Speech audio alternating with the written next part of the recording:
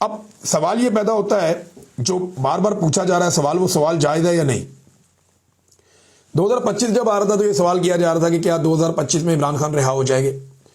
2026 جب آ رہا ہے تو سوال کیا جا رہا ہے کہ کیا 2026 میں عمران خان رہا ہو جائیں گے۔ سوال یہ ہونا چاہیے کہ کیا 2025 میں یا 2026 میں فوج سیاست میں کردار ادا کرنا بند کر دے گی؟ کیا عدلیہ پہ اور میڈیا پہ دباؤ ڈالنا بند کر دیا جائے گا؟ سوال تو یہ ہونا چاہیے۔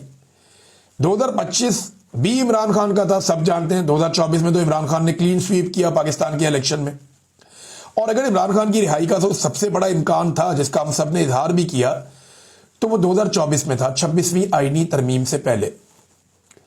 عمران خان صاحب کی رہائی کا سب سے بڑا امکان آج سے 1.5 سال پہلے تھا، کیونکہ دیکھیں نا 2024 کا الیکشن عمران خان جیت گئے تھے، مینڈیٹ ان کا تھا، چوری کر لیا گیا تھا، ایک انٹرنیشنل اور اندرونی دباؤ تھا بہت بڑا اس وقت حکومت کے اوپر، ڈونلڈ ٹرمپ کے ساتھ ان کی گڈی بھی نہیں چڑھی تھی، تو وہ حالات جو ہے وہ سب سے زیادہ موافق تھے اور عدالت بھی کچھ حد تک آزاد تھی۔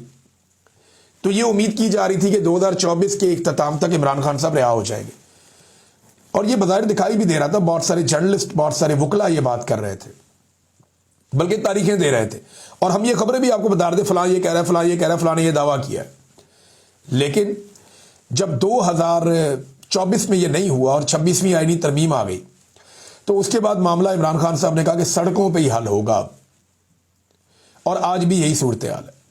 عوام ہی فیصلہ کرے گی، جب تک کہ عوام لاٹھی اپنے ہاتھ میں نہیں تھام لیتی تب تک یہ بھینس عوام کے کنٹرول میں نہیں آئے گی۔ جس کی لاٹھی اس کی بھینس، سادہ سا بات ہے۔ اب 2025 بھی عمران خان کا تھا، یعنی عمران خان کا سال رہا، پورے سال میں عمران خان ڈسکس ہوا۔ 2026 کے پہلے دن سب سے زیادہ عمران خان ڈسکس ہوا۔ آپ انٹرنیٹ پہ سرچ کر لیں، آپ ہر جگہ پہ جا کر دیکھ لیں کہ پاکستان میں سب سے زیادہ ڈسکس کون ہوتا ہے، سب سے زیادہ سرچ کون ہوتا ہے، عمران خان ہوتا ہے۔